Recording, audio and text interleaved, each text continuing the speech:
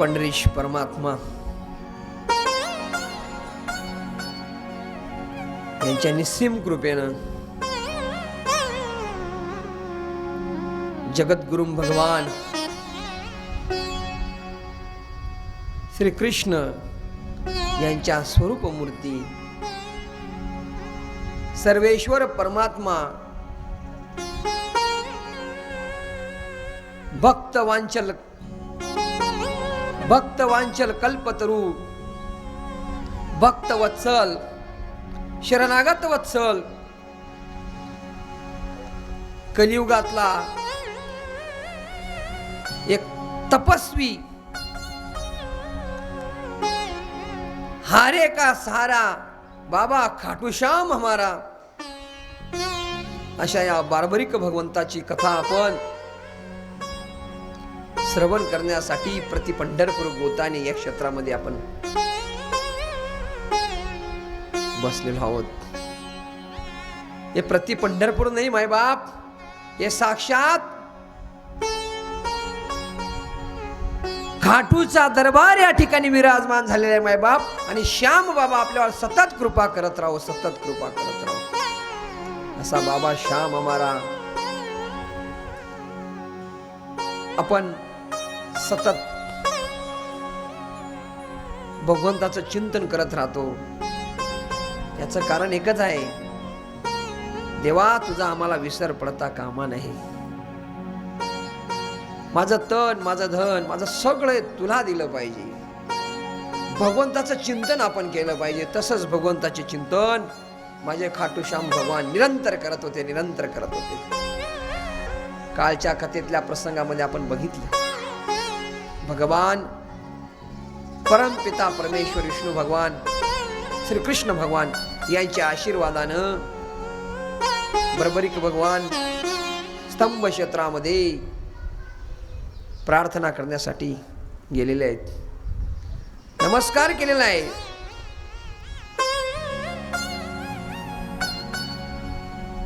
भगवंताला नमस्कार केलाय आणि ज्या ठिकाणी ते पोहोचलेले आहेत ते क्षेत्र म्हणजे स्तंभ क्षेत्र, महिसागर क्षेत्र, आणि त्या ठिकाणी बारबरिक भगवानने तपश्चर्या चालू केलेली। रोज तपश्चर्यासाठी लागणारं साहित्य आणावं आणि तपश्चर्या सुरू केलेली।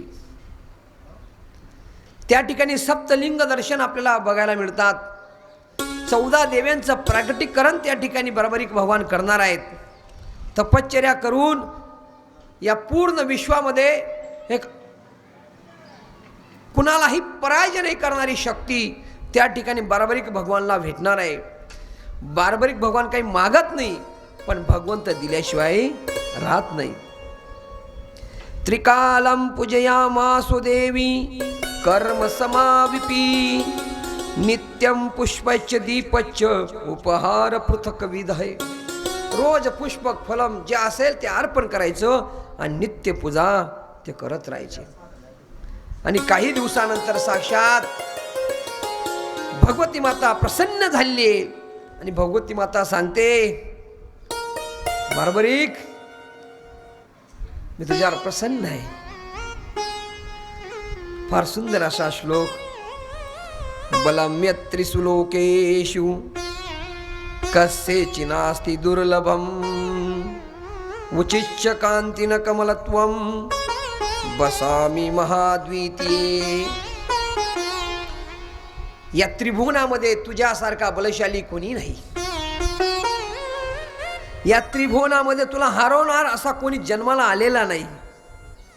सगळं बळ, ताकद, शक्ती तुला प्राप्त हो, अशा पद्धतीने बारबरिक भगवंताला आशीर्वाद दिलेला आहे। 14 देव्यांचं त्या ठिकाणी प्राकटीकरण झालेलं आहे।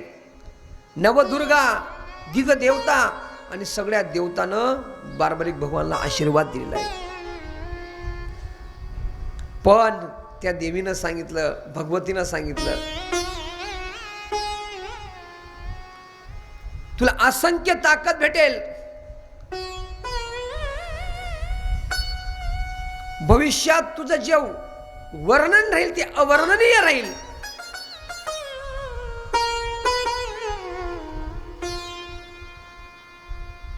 हे सगळं ताकद तुला मिळणार आहे. बाण शक्ती माझ्या भगवती मातेनं दिलेली, 3 बाण के धारी, ही बाण शक्ती माझ्या भगवती मातेनं दिली. आणि भगवती मातानं अजून एक सांगितलं, बारबरीक तुझी जरी तपश्चर्या पूर्ण झाली असेल, पण तपश्चर्या पूर्ण होऊन तुला या ठिकाणी एक साधक येणार आहे, मगध देशाचा विजय नामक ब्राह्मण, त्याची इथं तपश्चर्या केली जाणार आहे. आणि त्या विजय ब्राह्मणाला तुला इथं मदत करायची, त्याला सहकार्य करायची, त्याची पूजा पूर्ण करायची. तेव्हा तुझा या ठिकाणी जाणं शक्य होईल, अन्यथा तुला जाता येणार नाही. ब्रह्मचारी व्रतम यस्मान गम सततम अस्मितः. ब्रह्मचारी व्रताचं पालन करावं लागेल. आणि ब्रह्मचारी व्रताचं जर पालन केलं तर तुला खऱ्या अर्थानं या ठिकाणी आनंदही आनंद होईल. आणि साक्षात त्या ठिकाणी मगध देशाचा विजय नामक ब्राह्मण आलेला आहे. आगदावान विजयो नाम मागदाम ब्राह्मण. मगध देशाचा तो ब्राह्मण त्या ठिकाणी आलेला आहे, तपश्चर्या करतो आणि बारबारीक त्याला पूर्णपणे मदत करत असतो. हा मगध देशाचा विजय ब्राह्मण पूर्ण जगामध्ये, या सृष्टीवर वाराणसी असेल, प्रयाग क्षेत्र असेल, पायी भ्रमंती करत करत त्या स्तंभ क्षेत्रामध्ये, त्या म्हैसागड क्षेत्रामध्ये आलेला आहे. आणि त्या ठिकाणी आपला प्रयोग सिद्ध करायचा आहे म्हणून बसलेला आहे. आणि मग साक्षात भगवंत आशीर्वाद प्राप्त झालेले माझे बर्बरिक भगवान सेवा करतात. एक दिवसाचा प्रसंग, वासुकी नामक नागाच्या द्वारामध्ये परीक्षा व्हावी म्हणून बर्बरिक भगवान जातात. माझ्या विजय नामक ब्राह्मणाला काही त्रास होऊ नये. त्या ठिकाणी वासुकी नाग प्रसन्न होतो या बारबरिक भगवंतावरती आणि बारबरिकला रस्ता मोकळा करतात. पण ज्या ठिकाणी बारबरिक जातात त्या ठिकाणी सर्व नागकन्या असतात. नागकन्या सांगतात, बारबरिक तू एवढा येऊ ना, एवढा सुंदर आहे, दिसायला चांगला आहे, आमच्याशी विवाह कर. बारबरिक म्हणतात, नाही नाही नाही नाही, मी ब्रह्मचारी आहे, मी लग्न करू शकत नाही आणि मला इथून जाऊ द्या. माझ्या नावावर कोणीतरी तपश्चर्याला बसलेलं आहे. तेव्हा त्या नागकन्या सांगतात, इथं जाण्यासाठी फार अवघड आहे. भगवान शिवाचं शेषलिंग या ठिकाणी आहे, ते शेष नागानं थांबवलेलं आहे.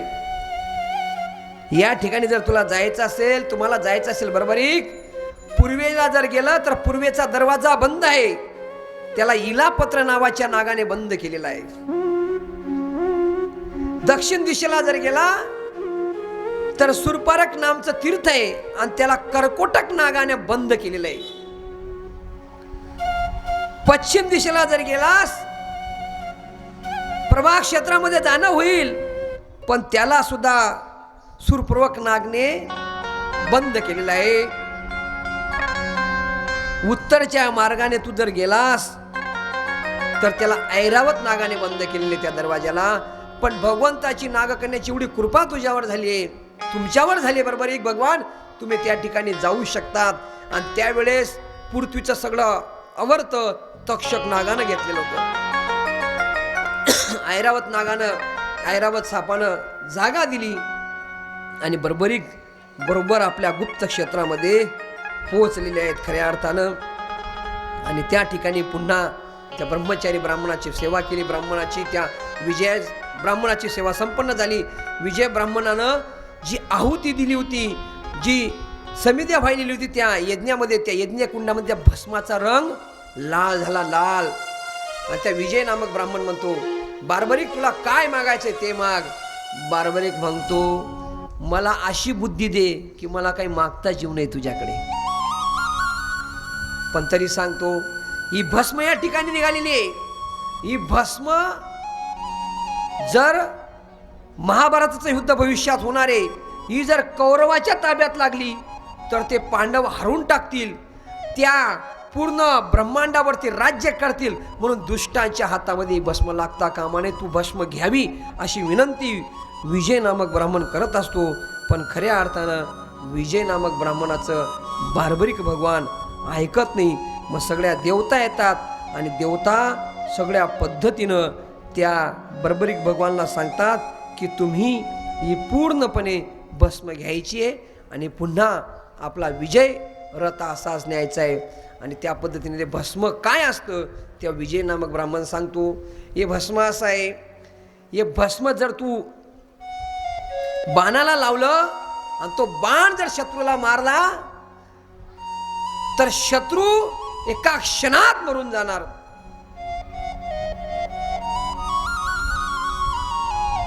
या बाणाचा उपयोग शत्रूला मारण्यासाठी, या बाणाचा उपयोग, या भस्माचा उपयोग हजारो लोक असतील त्याच्यामध्ये आपला शत्रू कोण हे सुद्धा हे भस्म ओळखू शकते, अशी भस्म दिलेली आहे. आणि खऱ्या अर्थानं तिथून विजय नामक ब्राह्मण निघून जातात. पण एकदाचा प्रसंग, पांडव सगळा जुवा हरलेला आहेत, जुगार हारलेले आहेत आणि पांडव त्या ठिकाणी आले. कुठं? म्हैसागर तीर्थामध्ये. आणि त्याच्यातला भीमदादाने त्या प्रभाक्षेत्राच्या कुंडमध्ये डायरेक्ट हातपाय धुणं चालू केलं. तीर्थयात्राच्या कोणत्याही ठिकाणी जाणार ना मायबाप, तिथं प्रक्षालन करू नये. पाणी बाहेर घेऊन हातपाय धुवाय, पण तिथं हातपाय धुवायचे नाही. तीर्थयात्रेच्या ठिकाणी साबण सुद्धा लावायचं नाही, तेल लावायचं नाही, शॅम्पू लावायचं नाही. पण आपण लावल्याशिवाय राहत नाही. तीर्थाचं खऱ्या अर्थानं पावित्र्य बाटलं जातं म्हणून. आणि भीमानं डायरेक्ट आंघोळ करण्याचा तिथं प्रयत्न केलाय. अज्ञातवास त्यांच्यावर झालेला आहे. बर्बरीक सांगतात, अरे असुर कोण आहेस तू? अरे ज्या तीर्थक्षेत्राचं त्या कुंडामधील पाणी मी घेतो माझ्या भगवतीवर टाकतो आणि तू कोण असं अधम पाप करतो? तेव्हा भीम म्हणतो, अरे बालके, आम्हाला बोलायची ताकद नाही कुणाची. खबरदार, आता जरी पुन्हा कुंडात जर पाय धुतलेस तर खबरदार, संस्कार नाही का तुझ्यावर? कोण सांगतो? बर्बरीक. भीमाची दाढी वाढलेली होती, एकमेकाला ओळखत नव्हते. शेवटी भीम म्हणतो, अरे तू लहान आहे म्हणून जाऊ देतोय, तू मला संस्कार शिकवतो, मला ज्ञान शिकवतो. फार गोड असा श्लोक आहे. तीर्थयात्रामध्ये जर आपण काय केलं तर काय होतं? मलमूत्रम पुरुषन्ये श्लेषणे निष्ठिन वनासूचः गडो शासन चैन्यमुच्छन्ति येते ब्राह्मणे समः. ब्रह्महत्येचं पाप लागतं त्या ठिकाणी. मलमूत्रम जर आपण त्या जलक्रीडेमध्ये टाकले तर, हे तुला माहिती नाही का? आणि तीर्थयात्रेमध्ये पाप करणं फार भयानक पाप आहे. आपलं जर पाप मिटायचं असेल तर आपण तीर्थक्षेत्राच्या ठिकाणी जातो, पण तीर्थक्षेत्रामध्ये पाप केलं तर कुठं जाणार आपण? कुठं जाणार आपण? फार गोड आहे. श्लोक आपल्याला वर्णन करतो. अन्य क्षेत्रे कृतं पापम तीर्थक्षेत्रम विनश्यति, तीर्थक्षेत्रे कृतं पापम वज्रलेप भविष्यति. आपलं पाप झालं तर तीर्थक्षेत्रामध्ये ते धुवून निघण्यासाठी आपण जातो, पण तीर्थयात्रेत आपण पाप केलं तर ते पाप कुठेही धुतलं जात नाही. वज्रलेपाप्रमाणे आपल्याला चिटकून राहतं आणि आपला जोपर्यंत अंत होत नाही तोपर्यंत ते पाप राहतच. म्हणून तीर्थक्षेत्रामध्ये कधी पाप करू नये हे सगळं माहिती असताना भीम म्हणतो, मला शिकू नकोस. विनाशकाले विपरीत बुद्धी. बार्बरिकनं सांगितलं, आता जर तू ऐकलं नाही तर युद्ध करावं लागेल माझ्याशी. अरे बालक, माझ्याशी म्हणजे युद्ध करायचं म्हणतो? आणि भीमाला राग आला, क्रोध आला. रुकोदर भीम जागृत झाला. दोघांचं घनघोर मलयुद्ध सुरू झालं. मलयुद्ध सुरू झालं. बार्बरिक भगवान मलयुद्धामध्ये भीमाला मोठ्या मोठ्या मोठ्या फरकानं चितपाट केलं आणि भीम त्या ठिकाणी पूर्णपणे निस्तीर्ण अवस्थेमध्ये खाली पडला. त्राहिमाम त्राहिमाम, वाचवा वाचवा वाचवा वाचवा वाचवा. दुःखी झाला भीम. बार्बरिकानं भीमाला हरवलंच नाही, भीमाला खांद्यावरती घेतलं, उचललं आणि आपल्या राज्यामध्ये घेऊन चाललंय. घेऊन चालल्यानंतर सगळी जनता बघत होती, सगळं दृश्य बघत होतं. बलाढ्य असा असणारा पुरुष,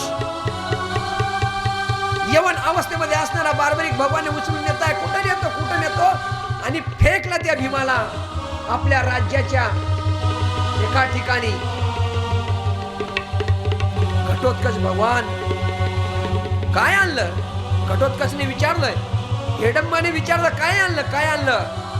म्हणे अधम हा पापी त्या ठिकाणी, मी ज्या ठिकाणी भगवतीचं स्तवन करतो, भगवतीला पाणी टाकतो, त्या पाण्यामध्ये प्रक्षालन करत होता.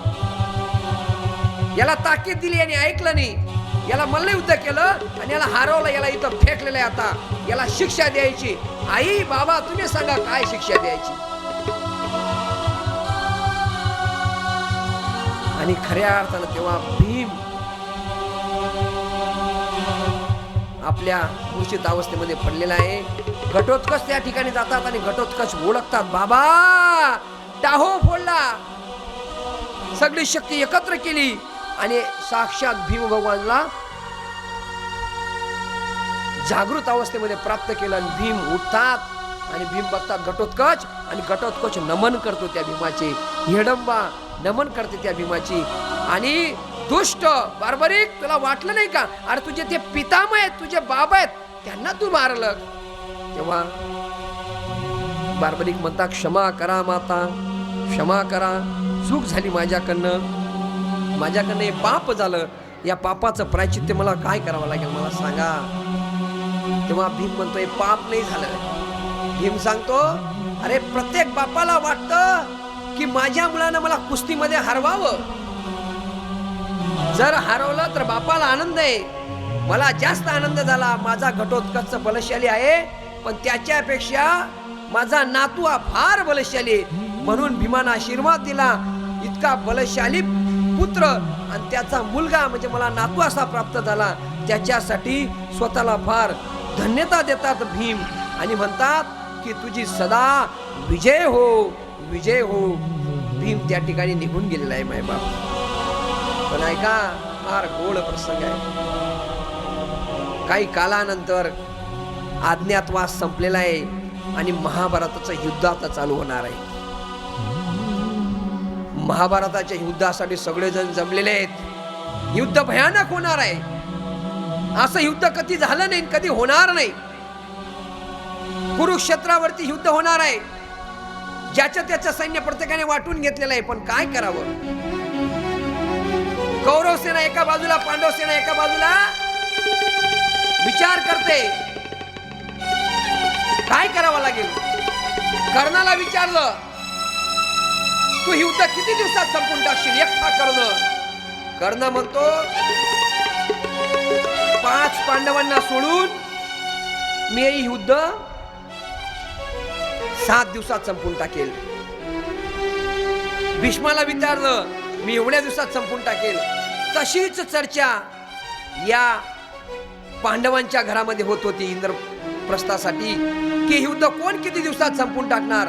अर्जुन म्हणतो, मी 5 दिवसात संपून टाकेल, फक्त कृपाचार्य, द्रोणाचार्य, भीष्म आणि कर्णाला सोडून. भीम म्हणतो, मी 18 दिवसात संपून टाकेल. आणि त्याच ठिकाणी साक्षात घटोत्कच आणि त्याचा मुलगा बार्बरिकचं आगमन होतो. बोलो बार्बरिक भगवान की जय. बार्बरिकला विचारलं जातं, हे युद्ध किती दिवसात संपवशील? ऐका, फार गोड उत्तर दिलंय बार्बरिकने. किती दिवसात संपवशील हे युद्ध? बार्बरिक म्हणे, कोणतं युद्ध? म्हणे होणारं महाभारताचं युद्ध. बार्बरिकने सांगितलं, जितका वेळ, जितका क्षण एक बाण मारायला लागतो ना, तेवढ्याच वेळामध्ये युद्ध संपून टाकेल म्हणे. हे सगळे हसायला लागले. एवढा मुलगा असं बोलतो.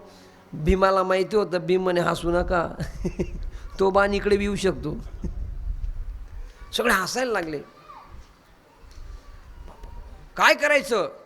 कृष्णाला वाईट वाटायला लागलं. आणि कृष्ण भगवंताला माहिती होतं, हा जर युद्धात आला तर याचं काही खरं नाही.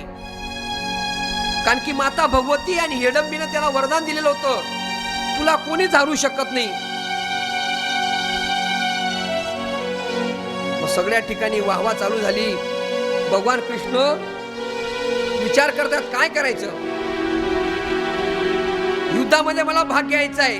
म्हणून बार्बरिकनं आईचा नमस्कार केला हिडंबाला. तिने सांगितलं, जर तुला तुला महाभारताच्या युद्धामध्ये भाग घ्यायचा असेल तर बिंदास घे, पण 2 गोष्टीचं मला वचन दे. आलेला याचकाला जे मागशील तो याचक जे मागणार ते त्याला दे, आणि दुसरी गोष्ट जो हारत असेल त्याला तू मदत कर. असे 2 वचन आईकडनं घेतलेले कामकटन कटाकडनं, हेळंब माताच्या आशीर्वादानं. आणि मग आईचा आशीर्वाद घेतला. कामकटन कटेला सांगितलं, आई येणाऱ्या याचकाला मी जे मागेल ते देईल, आणि दुसरी गोष्ट हारत असेल तर त्याच्या बाजूने मी लढत राहील. बार्बरिक युद्धासाठी निघालेला आहे. या ठिकाणी भयानक युद्ध झालेलं आहे, आणि साक्षात विष्णू भगवान श्रीकृष्ण भगवान ब्राह्मणाच्या वेशामध्ये जातात, आणि बार्बरिक निळ्या घोड्यावरती सवार आहे. आणि विचारलं जातं, कुठ चाललास बालक? म्हणे युद्धाला. म्हणे कोणत्या? महाभारताच्या. आणि तू काय करशील? मी जे करणार ते कोणीच करणार नाही. असं? हो. काय आहे तुझ्याकडे? माझ्याकडे 3 बाण आहेत. किती बाण आहेत? 3 बाण के धारी. 3 बाण आहेत माझ्याकडे. एका बाणात युद्ध संपून टाकेल, दुसऱ्या बाणात ब्रह्मांड सुद्धा संपून टाकेल, आणि दुसरा बाण माझे शत्रू कोण हे सुद्धा ओळखतो. त्या ब्राह्मणाने सांगितलं, याची प्रचिती दे, याचा आम्हाला प्रयोग करून दाखव. तेव्हा त्या ठिकाणी हरियाणा जवळचं क्षेत्र आहे, कुरुक्षेत्राजवळचं हे ठिकाण आहे. त्या ठिकाणी एक पिंपळाचं झाड दाखवलं. या झाडातले पिंपळाचे पानं जे सुकलेले आहेत ना, ते सोडून बाकी सगळे पानं एका बाणाने समाप्त करून दाखव. 3 बाणकेधारी बार्बरिकनं पहिला बाण लावला, आणि सगळ्या पानांना पहिले चिन्हांकित केलं. कोणते पान मला संपवायचेत आणि कोणते पान मला नाही संपवायचेत. सगळे पानं चिन्हांकित केली. पण ब्राह्मण माखन चोर त्याने एक पान त्या भगवान कृष्णाने आपल्या पायाखाली ठेवलेलं होतं. आणि ज्या वेळेस दुसरा बाण मारला, आणि दुसऱ्या बाणानं सगळे जे चिन्हांकित केलेले होते ते सगळ्या त्या पानांना निस्तेनाभूत व्हावं लागतं. ते पानं जळून जातात, खाक होतात, आणि तो बाण डायरेक्ट श्रीकृष्णाच्या उजव्या पायाजवळ येऊन पोचतो. आणि बार्बरिक सांगतो, ब्राह्मण देवता पाय उचला तुमचा. जर तुमचा पाय तुम्ही उचलला नाही तर तुमच्या पायावर मला आघात करावा लागेल, आणि आम्ही ब्राह्मणावर कधीही शस्त्र उचलत नाही. श्रीकृष्णाला कळालं. श्रीकृष्णाने पाय उचलला त्या ब्राह्मण वेशामध्ये, आणि त्या बाणाचा सुद्धा शिरछेद केला. मायबाप ऐका, तो मारलेला बाण बार्बरिकचा होता, म्हणून भगवान कृष्णाचा तो पाय कमजोर पडला, आणि भविष्यात एका व्याधानं त्या भगवान श्रीकृष्णाच्या झोपलेल्या अवस्थेमध्ये बाण मारला, आणि त्या पायाला तो बाण लागला भगवान कृष्णाच्या. म्हणून कृष्णाला सुद्धा आपलं जीवन या ठिकाणी समर्पित भावनेनं संपवावं लागलं. गुजरातमध्ये जे क्षेत्र अजून आहे, तेव्हा भगवान कृष्णाला कळून जातं, आता जर याला थांबवलं नाही तर काही करू शकतो. विचारलं, तू काय कुणाकडनं लढणार आहे? म्हणे जो हारेल त्याच्याकडनं लढेल. मग तुला कसं काय वाटतं पांडव हारतील? म्हणे पांडव कमी आहेत, हे जास्त आहेत. कौरव मुनी पांडवांकडनं लढेल. पण भगवान कृष्णाला माहिती होतं पांडव हारणार नाही, मी त्यांच्या बाजूने. शेवटी भगवान कृष्ण सांगतात, एक गोष्ट कर, मी जे मागतो मला ते दे. बार्बरिक म्हणायला लागला, काय पाहिजे? जे मागशील ते घे. म्हणे तुझं शीर मला दे. बार्बरिक म्हणे, असं शीर मागणारा कोणी साधा सुद्धा व्यक्ती नसेल तर साक्षात जगतपिता ब्रह्मेश्वर असेल. आणि साक्षात तुमचं दर्शन मला द्या ब्राह्मण देवता दर्शन देतात. आणि जेव्हा ते दर्शन बघितल्यानंतर, खऱ्या अर्थानं ते रूप बघितल्यानंतर माझे बार्बरिक भगवान सांगतात, हे स्वतःचं शीर मी तुम्हाला दान देतो. आणि साक्षात स्वतःचं शीर दान दिलेलं आहे. आणि दान देऊन बार्बरिक भगवान त्या ठिकाणी क्षीरदानी म्हणून ओळखले गेले. आणि त्या ठिकाणी त्या बार्बरिक भगवानची एक इच्छा होती, देवा माझं एक इच्छा आहे, महाभारतातलं युद्ध माझ्या डोळ्यातनं मी बघितलं पाहिजे. म्हणून भगवती देवी त्या ठिकाणी विराजमान होते, आणि विराजमान होऊन साक्षात भगवंती आशीर्वाद देत आहे. हा सगळा प्रसंग आपण या झाकीच्या माध्यमातून बघणार आहोत. थोडं भजन करूया.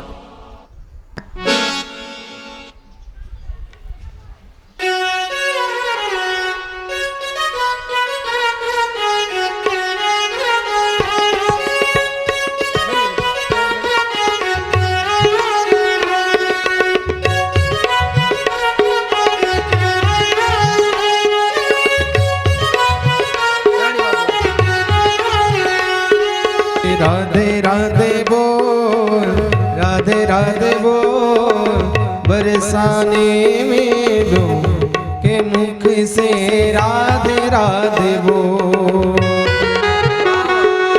राधे राधे बोल राधे राधे बोल बरसानों में बोल के मुख से राधे राधे बोल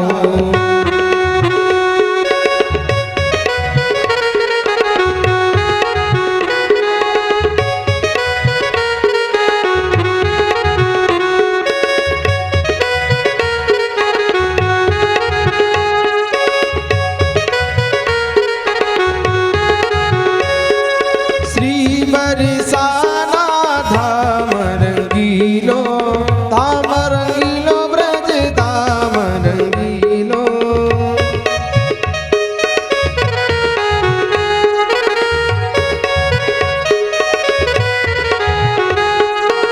श्री बरसाना धाम रंगीलो ब्रज धाम रंगीलो पक्षी करे के मुख से राधे राधे बोल राधे राधे राधे राधे राधे रे श्री राधे राधे राधे राधे राधे राधे रे श्री राधे राधे राधे राधे राधे राधे रे श्री राधे राधे राधे राधे राधे राधे रे श्री राधे राधे राधे राधे राधे राधे रे श्री राधे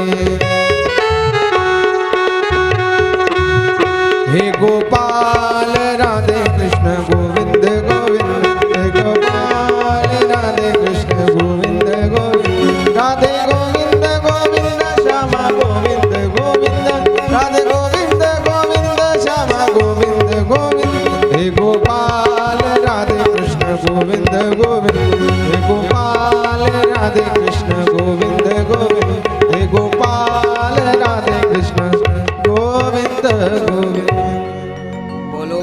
खाटू श्याम भगवान की। भगवान श्री कृष्ण बारबरीक भगवानचं शिर दान मध्ये घेतात. अरे का सारा बाबा खाटू श्याम आणि त्या पद्धतीनं बारबरीक भगवानचं शिर दान मध्ये माझ्या भगवान श्री कृष्णाने घेतलेलं आहे. सगळ्यांना दुःख झालंय मायबाप. 5 पांडवांना जेव्हा माहिती पडतं दुःख होतं, पण पर्याय नाही. होनी को कोई टाल नाही सकता. त्या बारबरीकची इच्छा होती. त्याने सांगितलं देवा मी युद्धात भाग नाही घेऊ शकत रे, पण हे युद्ध मला बघायचंय. तेव्हा भगवान भगवतीचं स्तवन करतात. भगवतीचा आशीर्वाद भेटतो आणि अमृत सिंचन केलं जातं. अमृताचा वर्षाव केला जातो आणि त्या शीरला पुनश्च चेतना निर्माण होते आणि ते शीर त्या पर्वतावरती ठेवलं जातं ज्या ठिकाणी कुरुक्षेत्राचं युद्ध चालू होतं. ऐका मायबाप, कुणाला खोटा वाटत असेल, कुणाच्या मनात शंका असेल, आज सुद्धा सांगतो बारबरीकनं ज्या पिंपळाच्या ज्या झाडाला बाण मारले त्याला छेद निर्माण झाले आणि ते झाडातले ते पन्ने ते पानं भस्म झाले. ते झाड अजून आस्तायागत 5000 वर्षापूर्वीचं झाड कुरुक्षेत्राजवळ हरियाणाच्या त्या भूमीमध्ये अजून आहे. त्या झाडाला जेही पान येतं ते पान छिद्र पडूनच येतं. हे खोटं नाही, सत्य परिस्थिती आहे. सत्य परिस्थिती आहे. आज सुद्धा अलंकापुरी आळंदीमध्ये माझ्या ज्ञानोबारायांचं समाधी स्थान ज्या ठिकाणी आहे, ज्या वेळेस पंढरपूरला वारी निघते, पालखी उचलली जाते, कळस आपोआप हालतो. काय कारण असेल मायबाप? आज सुद्धा जगन्नाथपुरी चारोधाम यात्रा, जगन्नाथपुरीतला ध्वज वाऱ्याच्या विरुद्ध दिशेने चालतो मायबाप. काय कारण असेल? अजून कळायला मार्ग नाही. विज्ञान अजून या बाबतीत पांगळा आहे. अध्यात्म ही श्रेष्ठ आहे, पण अध्यात्म काय अजून कळालं नाही. अंधश्रद्धा निर्मूलन समितीने एकदा मोर्चा काढला आळंदीमध्ये. मामासाहेब दांडेकर हयात होते. प्रातस्मरणे मामासाहेब दांडेकरांना माहिती पडलं सगळे बाहेरचे लोक आणलेत, परदेशाचे लोक आलेत आणि समाधी उत्खनन करणार आहे. त्या समाधीमध्ये काय आहे? हजारो वारकरी पंढरपूरची वारी करतात माझ्या ज्ञानोबरायांच्या नावानं. ही भोंदूगिरी चालू आहे असं त्यांना वाटलं होतं. तेव्हा मामासाहेब दांडेकर स्वतः प्राचार्य होते. ज्ञानेश्वरी मुखद्गत होती, ज्ञानेश्वरीचा अभ्यास होता, इंग्रजीचं ज्ञान होतं, सगळ्या भाषांचं ज्ञान माझ्या मामासाहेब दांडेकरांना होतं. सगळे वारकरी म्हणायला लागले आपण सुद्धा आंदोलन करू. मामासाहेब दांडेकर म्हणतात, अरे भगवंताचं आपण काम करतो, साक्षात माझे ज्ञानोबा या ठिकाणी प्रगट होतील आणि या अंधश्रद्धा निर्मूलन समितीला त्यांचा न्याय आणि अन्याय समजून देतील. मायबाप आपण कोण करणार? मंदिरामध्ये सगळी समिती पोहोचलेली आहे. परदेशातले इंजिनियर सायंटिस्ट त्या ठिकाणी आले. सगळं साहित्य त्यांच्या सोबत होतं. समाधीचं स्थान ज्या ठिकाणी मायबाप माझ्या ज्ञानोबरायाने समाधी घेतलेली आहे, त्या समाधीच्या ठिकाणी या शास्त्रज्ञांनी मीटर आणलं. ते मीटर त्या समाधीवरती ठेवलं. ज्या वेळेस मीटरच्या ज्या वायरी असते त्या कनेक्ट केल्या तर ते मीटर फिरतं. पण समाधीवरती ते मीटर ठेवलं आणि दोघं वायरी दूर ठेवल्या त्या समाधीच्या ठिकाणी. मायबाप कोणतेही करंट पास नव्हता, ती वायर एकमेकाला न जुळता, पण मीटर मात्र फिरायला लागलं. नुसतं फिरलंच नाही, शेवटच्या क्षणापर्यंत तो काटा पोहोचला. त्याच्या पुढे सुद्धा तो काटा जाणार होता, परंतु जागा नाही. तेव्हा त्या शास्त्रज्ञांनी सांगितलं, अरे या ठिकाणी कोणती तरी चेतना आहे म्हणूनच हे मीटर फिरलं. माय बाप आज सुद्धा वर्ल्ड बुक रेकॉर्ड मध्ये ज्ञानोबारायाचं चालणारी दिंडी जगात 1 नंबर आहे. याचं कारण माझ्या ज्ञानोबारायाचं समाधी स्थान आहे. माझ्या ज्ञानोबारायानं स्वतःला संपून घेतलं या माझ्या वारकऱ्यांसाठी.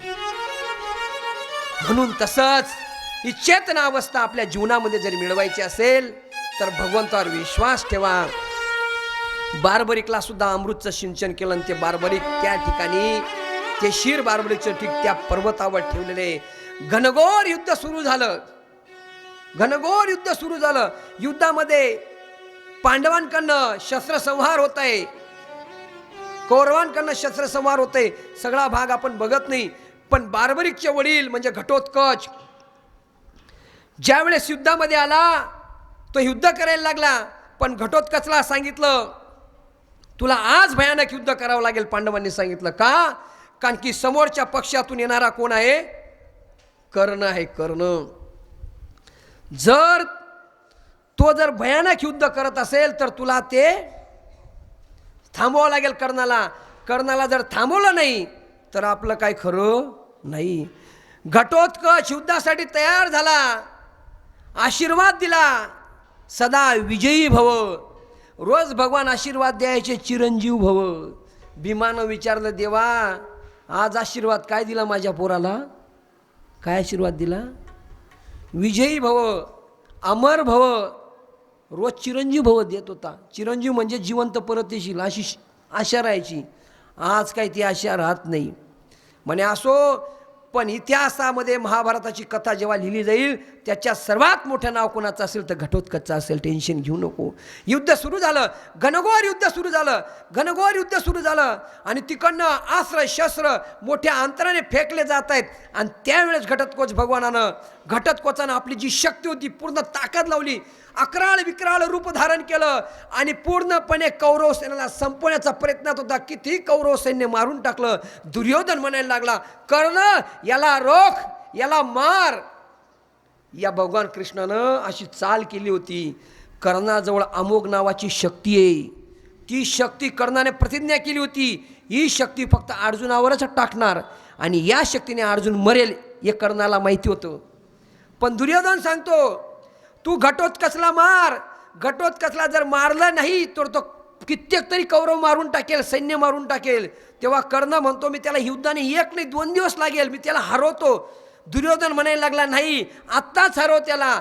जर तू आत्ता हरवलं नाही मग आम्ही मेल्यानंतर हरवणार आहे का तू त्यांना? कर्ण म्हणतो ही शक्ती ज्या शक्तीचा मी उपयोग करणार ती शक्ती जर संपली तर अजून अर्जुनाला दुसरी शक्ती मला निर्माण करावी लागेल. तेव्हा अमोघ नावाची शक्ती त्या घटोत्कचवर टाकावी लागली दुर्योधनाच्या सांगण्यावरून.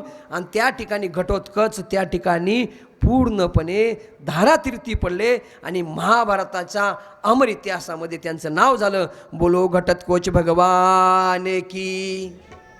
घनघोर युद्ध असं रोज चालत राहिलं आणि शेवटीचा प्रसंग झाला मायबाप. 18 दिवसाचं युद्ध पूर्णपणे संपलेलं आहे. एकट्या भीमानं त्या 100 कौरवाचा वध केला आणि सगळे युद्ध संपून सगळे एकत्र बसलेले आहेत आणि एकत्र बसून विचार करतायत की युद्ध कुणामुळे जिंकलो आपण, युद्ध कुणामुळे जिंकलो असं विचार करतायत.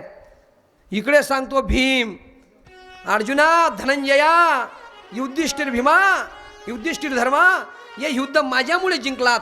मी जर राहिलो नसतं तर 100 कौरव मेले नसते. कधी कधी असं होतं, ते म्हणत नाही का गाड्याच्या खाली कुत्रं चालतं आणि त्याला असं वाटतं हे गाडं मी झाकवतोय बा, असं पण होतं. तसं यांना पांडवांना सुद्धा अहंकार झाला. आणि अहंकार कुणाला होत नाही हो, पण अहंकार होताना भगवंत जर जवळ असला तर अहंकार जागेवर मिटतो. डॉक्टर जवळ असला पाहिजे, मग किती मोठा आजार असला लगेच संपतो, पण तो डॉक्टर परमात्मा असला पाहिजे. आताचे डॉक्टर फक्त आजार बरं करतील, तुमचं मन नाही बरं करू शकत. आताचे डॉक्टर तुम्हाला आयुष्य वाढवून देतील पण तुमचा उद्धार नाही करू शकत. डॉक्टर तोच आहे, आयुष्य संपलं तरी चालेल पण जीवनाचा उद्धार झाला पाहिजे. आणि ते डॉक्टर म्हणजे आजचे संत आणि त्या ज्ञानोबरायांची कृपा आणि तुकोबरायांची कृपा आहे मायबाप. डॉक्टर जवळ होता, वैद्य जवळ होता. धनंजय म्हणतो, अर्जुना म्हणतो मी हरवलं या सगळ्यांना, मी मारलंय सैन्य. धर्मराज म्हणतो मी मारलं सैन्य. सगळ्यांना अहंकार झाला. देवाला वाटलं आता अहंकार झालाय, यांचा अहंकार मिटवावा लागेल. तेव्हा देव सांगतात हे युद्ध ज्याने बघितलं त्याला विचारू म्हणे. त्या ठिकाणी युद्ध कोणी बघितलं होतं बोला ना, कोणी बघितलं होतं? बार्बरिकने. बार्बरिक भगवानला विचारला आला युद्धामध्ये कोण जिंकला आणि कुणामुळे जिंकलं, कोणाची कृपा आहे. आणि तेव्हा त्यावेळेस साक्षात बार्बरिक जागृत होतो आणि बार्बरिक सांगतात हे युद्ध फक्त भगवान श्रीकृष्णानेच जिंकवलं, तुम्ही आम्ही पात्र फक्त काय होतो, निमित्त होतो, निमित्त. अर्जुना तुझा म्हणजे पिताश्री काकाश्री तुमचा जेव्हा बाण चालायचा ना तो फक्त 10 फुटापर्यंत जायचा आणि तिथून तो बाण ते सुदर्शन चक्र घेऊन जात होतं. भीमदादा तुमची गदा चालायची ना, गदेचा फक्त तुमचा आवाज यायचा पण खरा मारा देणारा माझा भगवान श्रीकृष्ण होता. धर्मराजा युद्ध करताना सगळं काम माझे भगवान कृष्ण करत होते. आणि जेव्हा ही सगळी परिस्थिती आपल्याच लोकांनी सांगितली तेव्हा खरं पटते, दुसऱ्यांनी सांगत खरं पटत नाही. आपलेच लोक जर सांगतात तर ते खरं पटतं, पण आपल्यावरही कधी आपल्याने अन्याय करायचं नाही. फार गोड दृष्टांत आहे.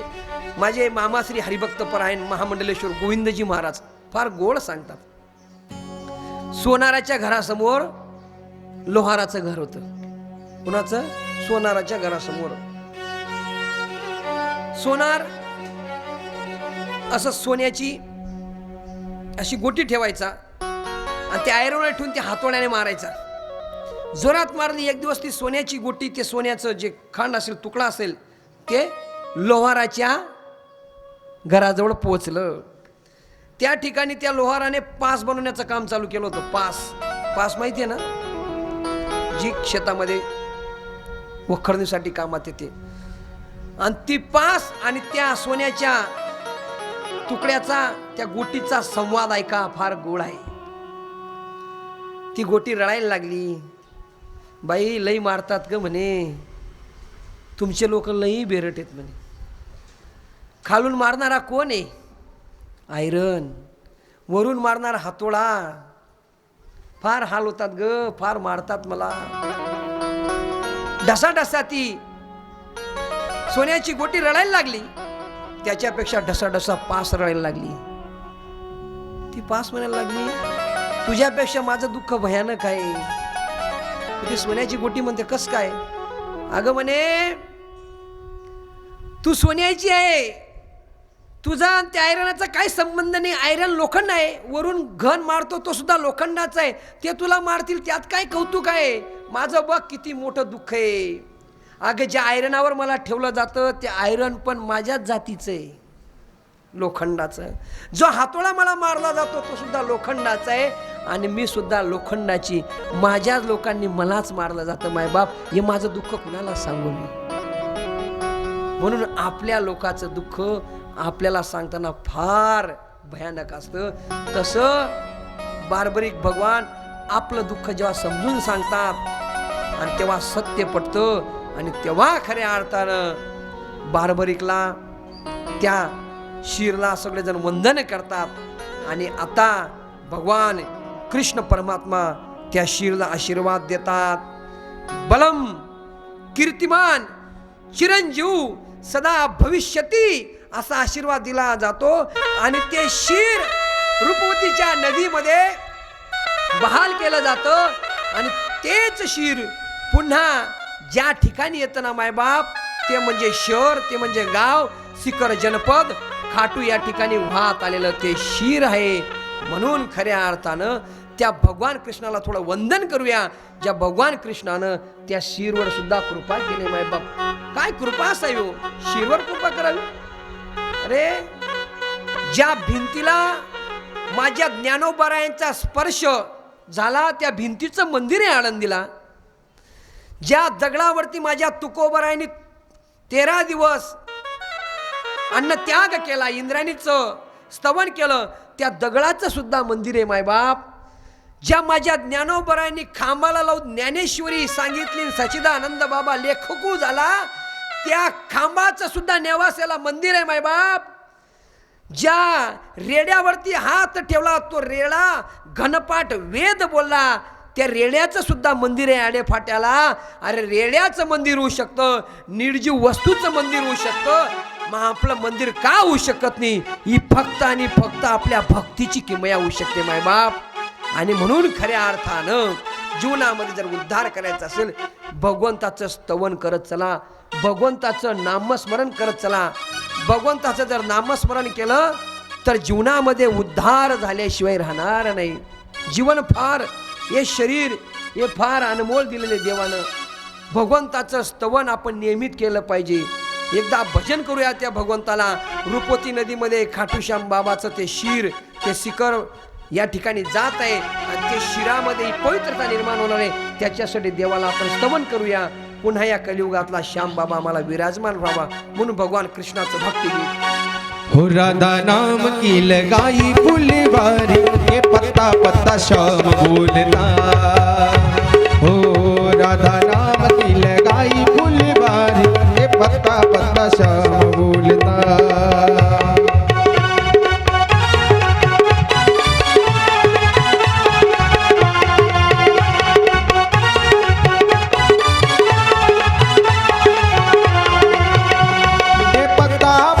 श्याम बोलता, के पत्ता पत्ता श्याम बोलता, के पत्ता पत्ता श्याम बोलता, के पत्ता पत्ता श्याम बोलता.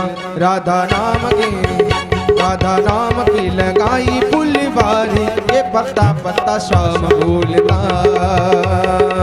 हो राधा नाम की लगाई फुलवारी, ये पत्ता पत्ता श्याम बोलता.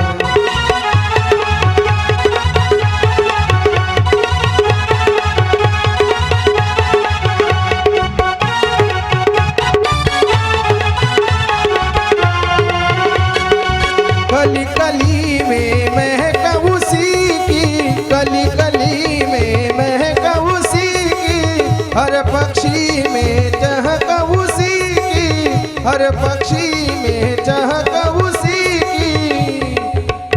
नाचे मोर कोके बोले यही कारी, ये पत्ता पत्ता श्याम बोलता. हो राधा नाम की लगाई फुलवारी, ये पत्ता पत्ता श्याम बोलता.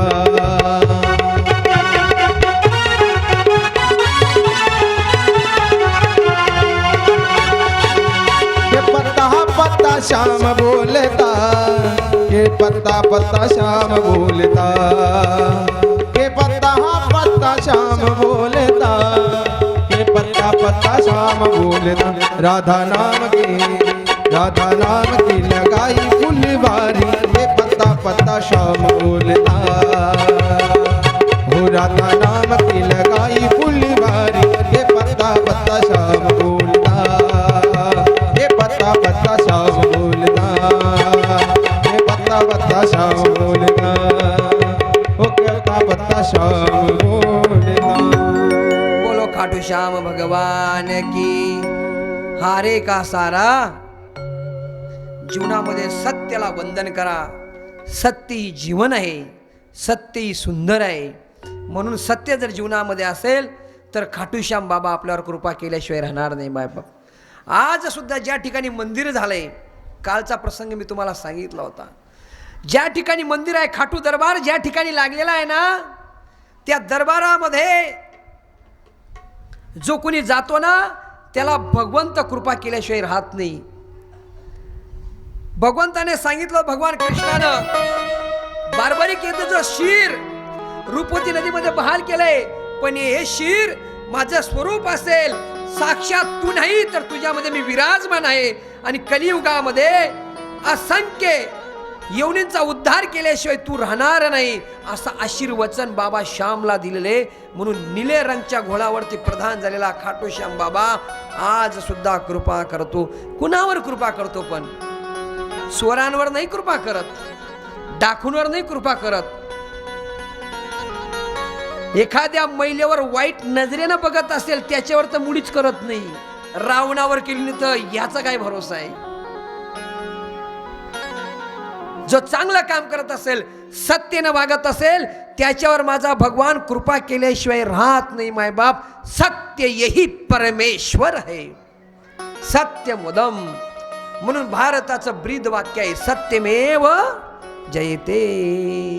भारताचं ब्रीद वाक्य आहे, सत्याचं आचरण करा। सत्याचं आचरण केलं दुःख येईल, सत्य परेशान हो सकता है, लेकिन सत्य हार नहीं सकता है, सत्य हार नहीं सकता। सत्य जीवन जगा, सत्यानं जीवन जगलं तर आपल्याला आनंद ही आनंद मिळेल।